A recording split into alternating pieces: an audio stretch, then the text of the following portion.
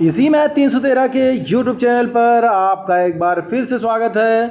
दोस्तों, आज हम लेकर आए हैं एक ऐसा प्रैक्टिस सेट जिसके माध्यम से हम यह जान सकते हैं कि SSC, UP triple SC, TET, super TET और यूपीएसआई की परीक्षाओं में किस स्तर के प्रश्न पूछे जाते हैं। यहाँ से हम इस बात का भी आकलन कर सकते हैं कि हमारी तैयारी का स्तर क्या है और हमें कितनी और मेहनत करने की आवश्यकता है। उम्मीद करते हैं यह कदम सफलता की ओर एक स्मार्ट कदम सिद्ध होगा। आइए स्टार्ट करते हैं मैथ का practice set number 17। Class start करने से पहले जो लोग हमारे चैनल पर नए हैं, चैनल को सब्सक्राइब कर लें, बेल आइकन भी दबा दें जिससे हमारे हर नए क्लास की नोटिफिकेशन आपको समय पर मिलती रहे। आइए स्टार्ट करते हैं। ये है हमारा पहला क्वेश्चन। दिया हुआ है कि एक चुनाव में 2 उम्मीदवार थे। एक उम्मीदवार को 38% मत मिला, वह 7200 मतों से पराजित हो गया। वैध मतों की कुल संख्या ज्ञात कीजिए। अच्छा क्वेश्चन है, कई बार एग्जाम में पूछा गया है। इस प्रकार के क्वेश्चन अक्सर एग्जाम में पूछे भी जाते हैं। ये क्वेश्चन बहुत ही सिंपल सा है। कह रहा है कि एक चुनाव में 2 उम्मीदवार थे, तो एक चुनाव है उसमें 2 उम्मीदवार हैं। इसमें से कह रहा है कि एक उम्मीदवार को 38% मत मिला और वह 7200 मतों से पराजित हो गया। यानी कि इसमें से एक उम्मीदवार जीतेगा, एक उम्मीदवार क्या करेगा, हारेगा। कह रहा 3800 मत मिला एक उम्मीदवार से और वह क्या हुआ, पराजित हो गया। यानी कि जो पराजित हुआ है इसको कितना प्रतिशत मत मिला, 38%। और दूसरा कितना प्रतिशत हो जाएगा, अगर टोटल मत आपका 100% है तो ये कितना हो जाएगा, जो जीता हुआ है ये हो जाएगा आपका 62%। अब बताइए, कह रहा है कि 7200 मतों से पराजित हुआ है, यानी कि इन दोनों के मतों का डिफरेंस कितना होगा, 7200। और इन दोनों का मतों का परसेंटेज डिफरेंस कितना है, 24%। जब आप 62 में से 38 घटाएंगे कितना आएगा, 24%। तो यहाँ से हमको पता हो गया कि 24% कितने के बराबर है मेरे भाई, 7200 वोट के। अब अगर ये 24% 7200 वोट के बराबर है, हमसे पूछ रहा है कि वैध मतों की कुल संख्या कितनी है, तो ये वैध मत कितनी है, टोटल 100% है। तो यहाँ से हम 100% क्या करेंगे, फाइंड कर लेंगे। ये हमारा हो जाएगा 7200 और अपान 24 हो जाएगा और गुणे 100%। सॉल्व करेंगे इसको, कितना हो जाएगा, 24 तियां 72 और ये आ जाएगा 300 और 00। यानी कि हमारा सही आंसर हो गया ऑप्शन नंबर डी। आइए देखते हैं नेक्स्ट क्वेश्चन। नेक्स्ट क्वेश्चन हमारा दिया हुआ है, योगिता ने श्यामला को 20% के अभिलाभ पर एक प्लाज्मा टीवी, श्यामला ने उसे दीपा को 10% के लाभ पर बेच दिया। यदि प्लाज्मा टीवी के लिए 33,000 रुपये का भुगतान करना पड़ा हो तो ज्ञात कीजिए कि प्लाज्मा टीवी का लागत मूल्य क्या है। इस प्रकार के क्वेश्चन जो है आप जा करके प्लेलिस्ट में देखिए, बहुत ही सरल अंदाज में, बहुत ही सहजता से परसेंटेज के चैप्टर में पूरा पढ़ाया गया है। हालांकि यहाँ पे हम देखते हैं दिया हुआ है कि योगिता ने श्यामला को कितना 20% के अभिलाभ पर एक प्लाज्मा टीवी बेचा और हमसे पूछ रहा है कि इसका लागत मूल्य क्या है। तो हम मान लेते हैं इस प्लाज्मा टीवी का लागत मूल्य कितना है, x रुपये है। अब बताइए, अगर इसको 20% के अभिलाभ पर बेचा जा रहा है तो कोई भी संख्या अपने आप की 100% होती है, 20% का लाभ देंगे तो ये कितना हो जाएगा, 120%। यानी कि श्यामला ने इसे इतने में खरीदा। अब कह रहा है कि श्यामला ने उसे दीपा को 10% के लाभ पर बेच दिया। अब श्यामला का ये क्या हो गया, क्रय मूल्य, इस पर इसने कितना लाभ लिया, 10% का लाभ लिया और किसको बेच दिया, दीपा को बेच दिया। किसको बेच दिया, दीपा को बेच दिया। अब क्वेश्चन क्या कह रहा है कि प्लाज्मा टीवी के लिए 33,000 रुपये का भुगतान दीपा ने किया है। अगर दीपा ने 33,000 रुपये, यानी कि दीपा को अगर इसने बेचा तो ये दीपा का क्या हो गया, क्रय मूल्य, और यही कह रहा है कि 33,000 रुपये के बराबर है। अब बताइए आपसे क्या पूछा जा रहा है, लागत मूल्य, एक्स की वैल्यू नहीं फाइंड कर पाएंगे, सिंपल सा क्वेश्चन है, सॉल्व कर लीजिए इसको। ये हो जाएगा 20 कितनी बार, 6 बार, और फिर ये कितनी हो जाएगा 20 5 बार, और ये 0 और 0 यहाँ से कैंसिल हुआ, 11 कितनी बार, 3 बार। अब यहाँ से 3 कितनी बार, 2 बार, और 2 यहाँ से कितनी बार, 5 बार। अब अगर देखें तो x की वैल्यू हमारी क्या बच गई, इधर आपका पहले से 1000 बचा हुआ है और ये 5 और 5 मिलके 25। तो टोटल सही आंसर हो जाएगा कितना 25,000। और ये हमारा ऑप्शन नंबर कौन सा सही हो गया? Option number B. तो ये हो गया हमारा 25,000 रुपये। आइए देखते हैं नेक्स्ट क्वेश्चन। नेक्स्ट क्वेश्चन हमारा दिया हुआ है कि एक बॉक्स में 1 रुपये 50 पैसे और 25 पैसे के कितने 280 सिक्के, प्रत्येक प्रकार के सिक्के के मूल्य 8:4:3 के अनुपात में है। तो ज्ञात कीजिए कि सिक्कों की संख्या क्या है। बहुत ही सिंपल सा क्वेश्चन है। देखिए इसमें कितना दिया है कि 1 रुपये का एक सिक्का है, दूसरा कितना है 50 पैसे का सिक्का है, 50 पैसे का, तीसरा कितना है 25 पैसे का सिक्का है। तो ये हो गया 25 पैसे का सिक्का। अब थोड़ा ध्यान दीजिए, कह रहा है कि प्रत्येक प्रकार के सिक्के का मूल्य कितना है 8:4:3। हमने आपको बताया है कि कोई भी संख्या अगर अनुपात में दी गई है तो वो अपने आप की एग्जैक्ट वैल्यू नहीं होती है, बल्कि वो उसी संख्या के मल्टीपल में होती है। तो ये 8x हो जाएगा और ये हो जाएगा 4x और ये हो जाएगा 3x। क्लियर? ये क्या चीज़ है? सिक्के का मूल्य है। क्या है? सिक्के का मूल्य। अगर ये सिक्के का मूल्य है, हमको दिया है कि 50 पैसे 25 पैसे 1 रुपए के कितने सिक्के हैं 280 सिक्के, यानी कि सिक्कों की संख्या कितनी हो जाएगी बताइए। अगर ये 1 रुपए का सिक्का है तो ये जितना है उतना ही सिक्का रहेगा, 8x है तो 8x ही सिक्का रहेगा। लेकिन अगर 50 पैसे का सिक्का है और उसका मूल्य 4x रुपए है तो इसका मतलब क्या हुआ कि ये इसके 2 गुनी संख्या इसकी होगी। इस सिक्के की संख्या कितनी होगी? 2 गुनी संख्या, यानी कि 4 दूना 8x। इसी प्रकार से अगर इसकी वैल्यू कितनी है 3x रुपए है और ये सिक्के जो हैं 25-25 पैसे के हैं, तो इसमें कितने सिक्के होंगे? गुणे 4, क्योंकि 1 रुपए में 4 25 पैसे होते हैं। तो ये हो जाएगा 4×3=12x। ये चीज़ अगर आपको क्लियर हो गई होगी तो बहुत ही आसान हो गया है क्वेश्चन को समझना। अब क्वेश्चन हमारा कह रहा है कि 280 सिक्के हैं। कितने? 280। अब सिक्कों की संख्या यही तो है 8x 8x और 12x। इन सभी को जब हम जोड़ेंगे तो कितना आ जाएगा टोटल? 280 सिक्का। अब बताइए 8 8 16 और 12 कितना हो गया? 28, यानी कि 28x की वैल्यू कितनी हो गई? 280। यहाँ से x की वैल्यू कितनी हो जाएगी? 10, यानी कि x की वैल्यू अगर 10 आ गई। और हमसे क्वेश्चन क्या पूछ रहा है कि 50 पैसे के सिक्कों की संख्या कितनी है। तो 50 पैसे के सिक्कों की संख्या कितनी है? 8x है और x की वैल्यू हमें 10 पता है। तो ये सही आंसर हो जाएगा 8 × 10 मतलब 80 सिक्का। 50 पैसे के कितने सिक्के होंगे भाई? 80 सिक्के। तो सही आंसर हो जाएगा ऑप्शन नंबर सी। आइए देखते हैं नेक्स्ट क्वेश्चन। नेक्स्ट क्वेश्चन दिया हुआ है कि यदि r यूनिट वाले 2 वृत्त एक दूसरे को इस प्रकार काटते हैं कि उनमें से प्रत्येक दूसरे के केंद्र से गुजरता है, उनकी उभयनिष्ठ जीवा की लंबाई कितनी होगी। एकदम सिंपल सा क्वेश्चन है, बस इसको आप थोड़ा सा फिगर से समझ लीजिए। क्वेश्चन कह रहा है कि r यूनिट वाले 2 वृत्त एक दूसरे को इस प्रकार काटते हैं कि उनमें से प्रत्येक दूसरे के केंद्र से गुजरता है, यानी कि ये इसका केंद्र है, ये इसका केंद्र है, ये वृत्त जो है इसके केंद्र से होकर गुजरता है और ये वृत्त जो है इसके केंद्र से होकर गुजरता है। तो ये चीज़ क्लियर हो गई बात। अब यहाँ से हमको समझना है कि हमसे पूछ रहा है कि उनके उभयनिष्ठ जीवा की लंबाई, यानी कि इस चीज़ की लंबाई ये हमसे पूछ रहा है। अब आप हमको बताइए कि अगर इन दोनों के केंद्र को हम मिला दें तो हमको ये बात समझ में आ जाती है कि ये कितनी है? त्रिज्या है। त्रिज्या मतलब कितना दिया है कि r यूनिट, यानी कि ये वैल्यू कितनी है? r। और इसकी जो जीवा ये होती है ये दोनों को आधा आधा यानी कि बराबर बराबर डिवाइड करती है। तो ये वाली वैल्यू हो जाएगी कितनी? r/2 और ये वाली वैल्यू कितनी हो जाएगी? r/2। अगर हम थोड़ा सा ध्यान दें तो ये केंद्र है और इस केंद्र से हम इसकी परिधि को मिलाएंगे तो ये कितनी हो जाएगी? ये त्रिज्या ही तो होगी मेरे भाई। तो ये हो गई r। अब हमसे पूछ क्या रहा है? इसी उभयनिष्ठ जीवा की लंबाई, यानी कि इसी की हमसे क्या लंबाई पूछ रहा है। तो क्या करेंगे हम यहाँ से इसको फाइंड कर लेंगे। तो ये हमारा क्या हो जाएगा? पाइथागोरस थ्योरम से हो जाएगा। ये हमारा क्या हो जाएगा? लंब हो जाएगा। ये कर्ण हो जाएगा, ये आधार हो जाएगा। कर्ण हमको पता है r, आधार पता है r/2। तो हमारा कर्ण का वर्ग क्या हो जाएगा? कर्ण का वर्ग ये हमारा हो जाएगा किसका? लंब का वर्ग r प्लस किसका हो जाएगा? आधार का वर्ग। तो ये चीज़ हम जानते हैं पाइथागोरस प्रमेय से, लेकिन हमें यहाँ पे क्या फाइंड करना है? लंब ही फाइंड करना है। तो इसको हम ट्रांसफर कर लेंगे तो हमारा हो जाएगा ये लंब का वर्ग बराबर क्या हो जाएगा हमारा?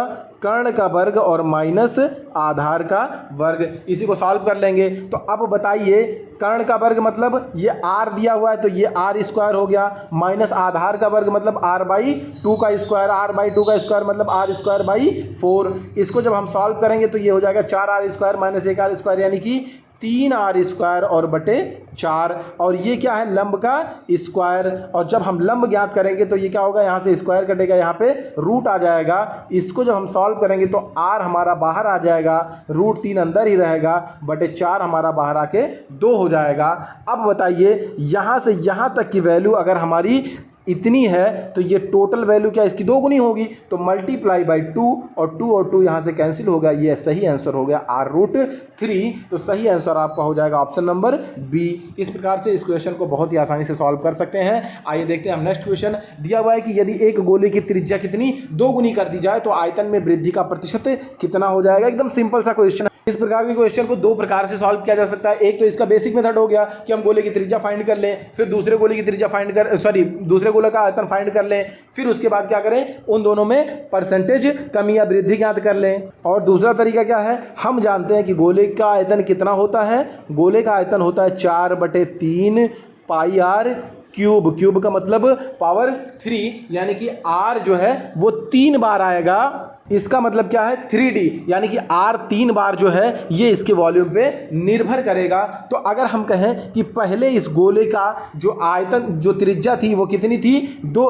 मतलब जो भी थी 100 थी, और अब क्या है 2 गुनी हो गई, यानी कि 200 हो गई। तो आप हमको बताइए कि इसमें परिवर्तन कितने का हुआ, 100% का परिवर्तन हुआ कि नहीं। तो अब बताइए, सिंपल सा क्वेश्चन अगर बन गया कि एक गोले की त्रिज्या में 100% की वृद्धि कर दी जाती है तो ज्ञात कीजिए कि उसके आयतन में कितने प्रतिशत की वृद्धि कर दी जाएगी। तो उसके लिए हम क्या करते हैं, +-x +-y +-z +-xy +-yz +-zx/100 और +-xyz/10,000। इस फार्मूले का हम यहाँ पे यूज करेंगे, लेकिन इस फार्मूले को इतना बड़ा है इसको हम रटेंगे नहीं, बल्कि हम आपको ट्रिक पहले भी बता चुके हैं, उसको आप जाकर के प्लेलिस्ट में देख लीजिए। बाकी यहाँ हम आपको तुरंत बता दे रहे हैं। ये हो जाएगा हमारा कितना, त्रिज्या में 100% की वृद्धि हो रही है तो एक बार 100, फिर अगली बार भी त्रिज्या पे ही निर्भर करेगा तो फिर से 100, अगली बार भी 100। अब ऐसी स्थिति में क्या करते हैं, फिर हम इन दोनों के सिंबल का मल्टीप्लाई करेंगे तो ये प्लस हो जाएगा, और फिर इन दोनों को भी मल्टीप्लाई करेंगे तो ये हो जाएगा 100×100। अगले स्टेप में क्या हो जाएगा, इन दोनों को मल्टीप्लाई करेंगे तब भी प्लस आएगा और 100×100 ये हो जाएगा। और नेक्स्ट स्टेप में एक बार फिर से इसको मल्टीप्लाई करेंगे तो 100×100 आएगा, और इन तीनों के बटे कितना होता है, 100 होता है। ठीक, अगले स्टेप में क्या करेंगे, इन दोनों सिंबलों को मल्टीप्लाई कर लेंगे तो ये हमारा प्लस हो जाएगा, और इन सबको जब मल्टीप्लाई करेंगे तो 100×100 और बटे कितना हो जाएगा, 10,000। बस इसी को सॉल्व कर लीजिए, आपका आंसर आ गया। ये देखिए, यहाँ से 100 अगर कॉमन ले लें तो यहाँ से 100 100 100 ये कट गया। अब यहाँ से क्या हमारा कट गया, 4 0 यहाँ से कैंसिल हो गया। तो अगर आप ध्यान दें तो यहाँ पे क्या बचा, 100 बचा, यहाँ 100 बचा, यहाँ 100 बचा, तो ये हो गया कितना, 300। फिर अगले स्टेप में कितना बचा, ये हो गया आपका 100 + 100 + 100, ये यहाँ पे बचा कितना, 300। और अगले स्टेप में क्या बचा है, 100, यानी कि ये होगा 3 3 6 और 1 700% की इसमें क्या हो जाएगी, सब प्लस में है तो ये क्या हो गया, वृद्धि। तो सही आंसर हो जाएगा ऑप्शन नंबर बी। आइए देखते हैं नेक्स्ट क्वेश्चन। नेक्स्ट क्वेश्चन दिया हुआ है, किसी त्रिभुज की भुजा जो है BC को D तक बढ़ा दिया जाता है। ये इसको इस प्रकार से समझिए कि ये कोई त्रिभुज है और ये है A, ये है B और ये है C। कह रहा है भुजा BC को कितना, D तक बढ़ा दिया जाता है। तो मान लिया हम यहाँ तक बढ़ा दिए। अब कह रहा है कि यदि ACD कितना है, 120 डिग्री, यानी कि ACD यही वाला 120 डिग्री है। आगे कह रहा है कि कोण ABC = 2 कोण CAB, यानी कि कोण ये वाला कोण जो है वो कोण B जो है वो कितना, CAB का आधा है। क्लियर, ये चीज़ अगर आपको समझ में आ गया कि यहाँ से आपको क्या दे रहा है, कोण B जो है वो कितना है, बराबर 1/2 कोण A। यही दे रहा है, इसी को जो है फॉर्म में लिखा गया है लॉन्ग फॉर्म में। तो ये हो जाएगा कोण ABC का मान ज्ञात कीजिए, यानी कि आपसे पूछा क्या जा रहा है, इस कोण B की वैल्यू आपसे पूछी जा रही है। अब बताइए, हम जानते हैं कि ये वाला कोण किस कोण के बराबर होगा, बताइए। ये वाला कोण जो है कोण A और कोण B के योग के बराबर होगा, यानी कि ये कोण A और प्लस कोण B जो होगा ये कितना होगा, 120 डिग्री, क्योंकि हम जानते हैं कि ये जो बाह्य कोण होता है वो क्या होता है, अपने सम्मुख अंतः कोणों के योग के बराबर होता है। अब बताइए, यहाँ पे हमको क्या फाइंड करना है, कोण B फाइंड करना है, यानी कि हम A की जगह वैल्यू क्या रख देंगे, 2 कोण B। तो ये हो जाएगा 2 कोण B प्लस एक बार कोण B इज इक्वल टू कितना है, 120 डिग्री। तो ये हमारा हो जाएगा 3 कोण B इज इक्वल टू कितना, 120 डिग्री। तो सही आंसर कोण B का आ जाएगा 40 डिग्री, ऑप्शन नंबर बी। आइए देखते हैं नेक्स्ट क्वेश्चन। नेक्स्ट क्वेश्चन हमारा दिया हुआ है कि a plus B plus C plus D is equal to कितना है, 4 है। तो हमसे ये इतना बड़ा ढेर सारा का मान पूछा जा रहा है। तो देखिए एकदम सिंपल सा है, इसको थोड़ा सा आप समझ लीजिए। इस क्वेश्चन को सॉल्व करने के लिए आपको डरने की ज़रूरत नहीं है, बस थोड़ा सा आप ध्यान दीजिए और देखिए यहाँ पे क्या है, 1 minus A 1 minus B 1 minus सी, यहाँ पे 1 minus B 1 minus C 1 minus D, यहाँ पे 1 minus C 1 minus D 1 minus ए, यानी कि वो चक्रीय क्रम में उसी प्रकार से आ रहा है। तो इसका जो है हम सिंपल सा जैसे नॉर्मली प्लस और माइनस ज्ञात करते हैं भिन्न का, उसी प्रकार से इसको भी जोड़ लेंगे। तो जोड़ने के लिए क्या करेंगे, यहाँ पे एलसीएम क्या आ जाएगा, 1 minus A 1 minus B 1 minus C 1 minus D, यही तो एलसीएम आएगा। एलसीएम क्या होता है भाई, जिससे पूरी संख्या क्या हो, जिससे जो मतलब पूरी संख्या जो सभी संख्याओं से क्या हो, कट जाए पूरी तरीके से। तो ये इसका एलसीएम हो गया। अब आप हमको बताइए कि यहाँ पे अगर एक है तो यहाँ पे क्या आएगा, बताइए। 1 minus A 1 minus B 1 minus सी, ये कैंसिल हो जाएगा। यहाँ पे क्या आएगा, 1 माइनस डी, यही तो आएगा। अगले स्टेप में फिर प्लस है, यहाँ पे 1 minus B 1 minus C 1 minus D है, तो यहाँ पे क्या नहीं है, 1 माइनस ए यहाँ आ जाएगा। अगले स्टेप में क्या आ जाएगा, 1 minus C 1 minus D 1 minus ए है, तो 1 माइनस बी यहाँ नहीं है। अगले स्टेप में क्या आ जाएगा, 1 minus D 1 minus A 1 minus B है, 1 माइनस सी नहीं है। अब थोड़ा सा आप गौर कीजिए, तो आपको यहाँ क्या मिलेगा, 1 2 3 और 4, इसको जोड़ेंगे तो ये आ जाएगा 4। अब बताइए डी ए बी सी, यानी कि अगर माइनस कॉमन ले लें तो सब प्लस में हो जाएंगे, A plus B plus C plus D अपान आपका यही तो होगा, 1 minus A 1 minus B 1 minus C 1 minus D, यही तो आएगा। अब बताइए अगर ये चीज़ आ गया आपका 1 माइनस डी, अब आप ध्यान दीजिए, थोड़ा सा ध्यान देने की ज़रूरत है आपको कि ये है ऊपर 4 minus A plus B plus C plus D का मान कितना दिया है, 4।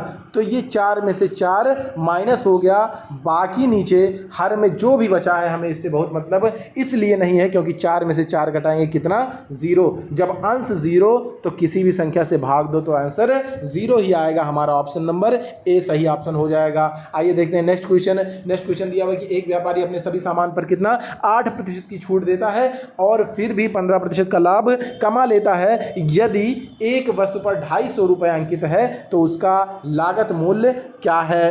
अब अकॉर्डिंग टू क्वेश्चन ही चलें तो इसका कुछ क्या होगा, मार्क प्राइस होगा, यानी कि अंकित मूल्य होगा, उस पर 8% की ये क्या कर रहा है, छूट दे रहा है। तो अगर 8% की छूट देगा तो कितना ये प्रतिशत बचाएगा, 90%। और कह रहा है कि फिर भी उसे 15% का लाभ होता है, तो इसको किस पे लाभ मिलेगा, क्रय मूल्य पर कितने का लाभ मिलेगा, 15% का।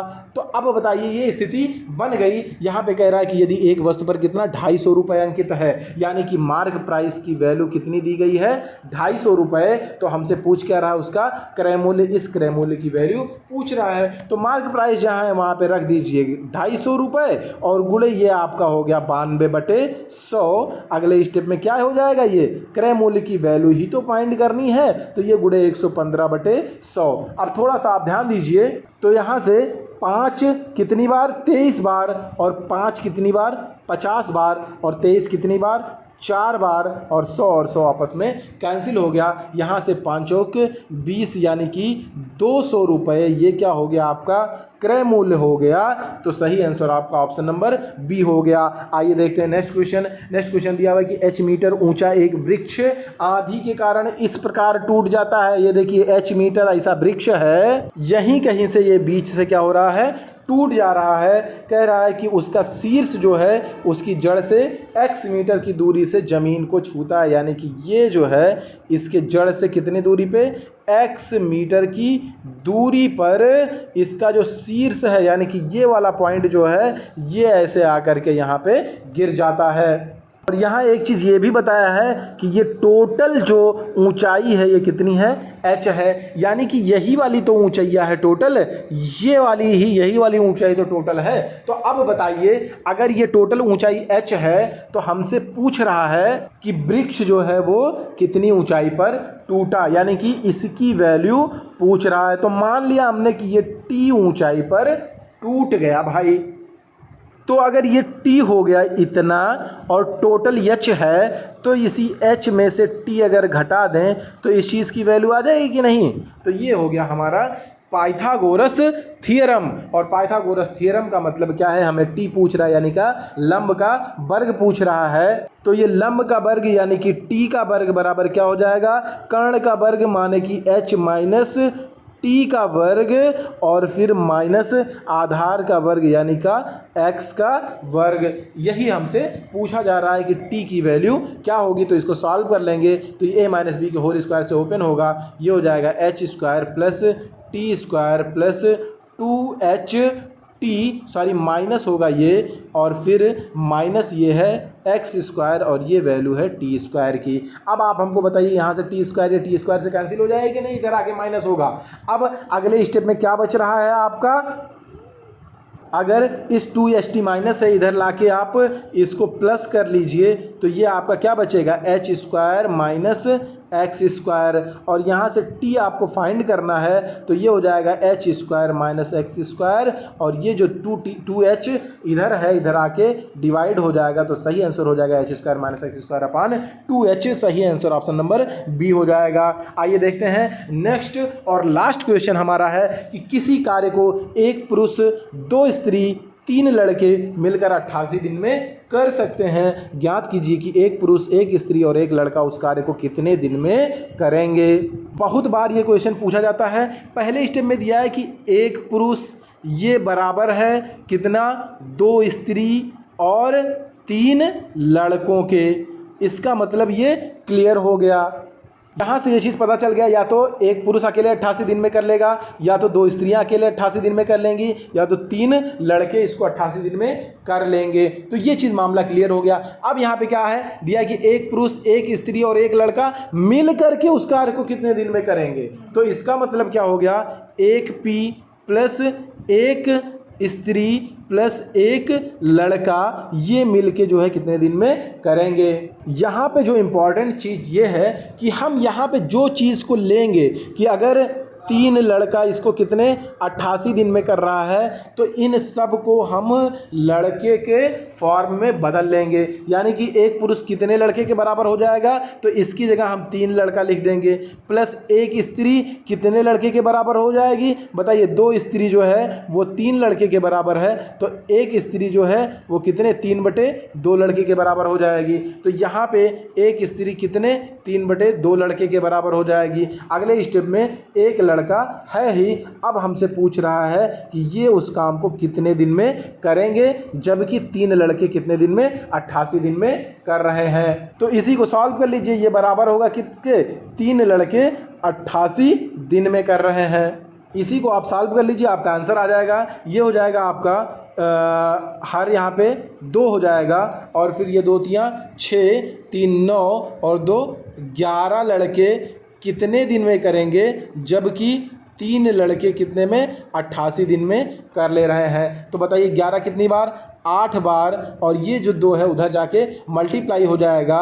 तो ये हो जाएगा सही आंसर इस चीज़ का हो जाएगा कि कितने दिन में करेंगे, 3 8 24 और 2 48। यानी कि अगर इस डे की वैल्यू पूछी जाए तो कितना सही आंसर हो जाएगा, 48 दिन सही आंसर हो जाएगा ऑप्शन नंबर सी। इस प्रकार हम लगातार अभ्यास करके हम एग्ज़ाम में होने वाले डर और समय की कमी को दूर कर पाएंगे। इसलिए जुड़े रहिए हमारे चैनल से और हमारे वीडियोस को लाइक कीजिए, अपने दोस्तों को शेयर कीजिए और हमारे चैनल को अगर अभी तक आपने सब्सक्राइब नहीं किया है तो सब्सक्राइब कीजिए और दबाइए बेल आइकन को, जिससे हमारे हर नए क्लास की नोटिफिकेशन आपको समय पर मिलती रहे। मिलते हैं आपको हम नेक्स्ट क्लास में, तब तक के लिए जय हिंद दोस्तों।